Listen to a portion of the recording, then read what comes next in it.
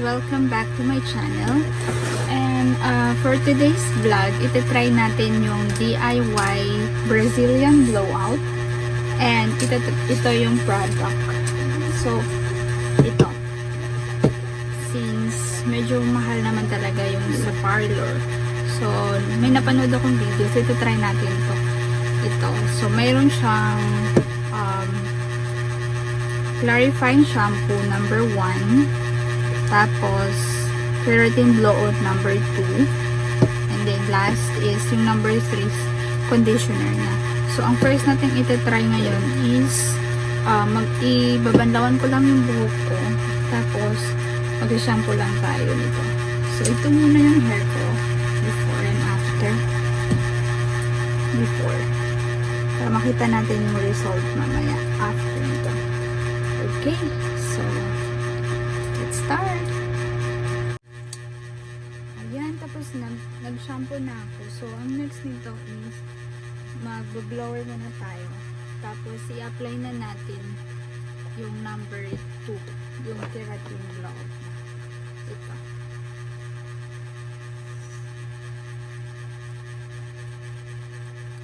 Okay, so let's start it.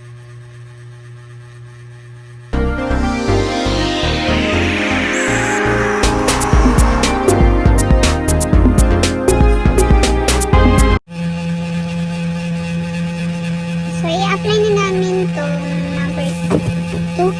Ito na yung blowout. Brazilian blowout. So, hatiin natin yung buhok natin. And then, pag mag-apply nito, be sure na gumamit kayo ng gloves. Sa face ko, cellophane na lang kasi walang plastic. So, i-apply na natin yung number 2.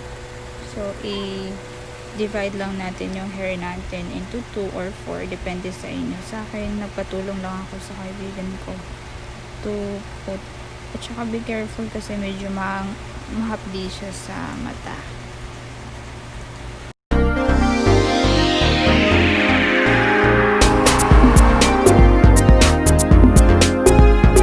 Okay, so after natin ma-apply yung number 2 sa hair natin, sa lahat, i-cover na natin siya ng plastic or shower cap and ibabad natin siya for 40 minutes. And then, tsaka natin na naman siya i-blow dry at tsaka ipa-plancha. So, be careful lang kasi medyo mahapdi siya sa mata. So, kaya medyo maluwa-luha ko yun while applying. So,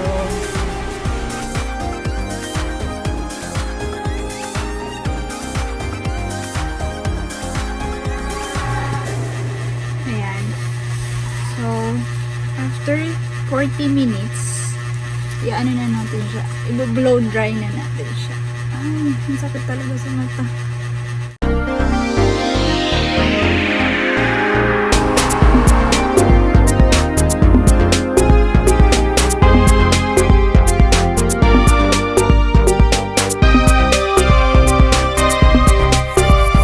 Ito na po siya pag na-blow dry. Medyo bumagsak na siya. Pero titingnan natin pag na-plancha na siya. Kasi masyado talagang dry yung hair ko. So, pa-plancha na siya. As mentioned, after na siya ma-blow dry, ipa-plancha natin siya para maluto talaga yung bilis na sa buhok.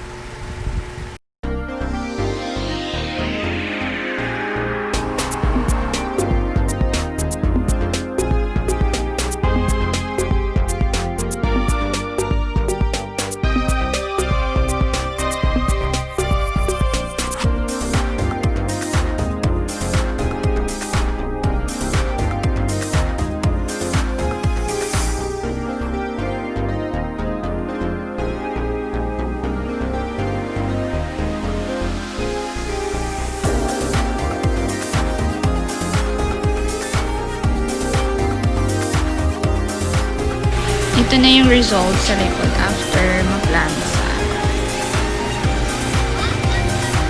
And then, ito naman yung sa harap.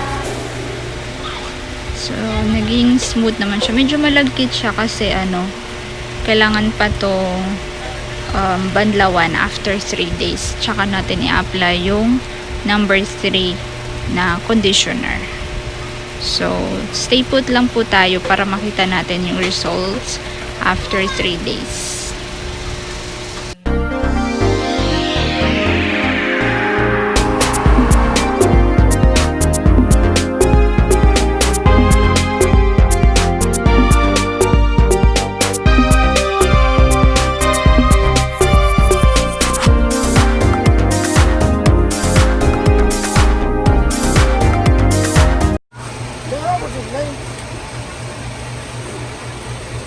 Yan na po siya after banlaw, 3 days. Number 3. Binlower namin siya. At saka napaka-smooth niya. Dati kasi napaka-dry nito ng hair ko. So, gusto ko lang siya ipakita. Yan. Galing, diba?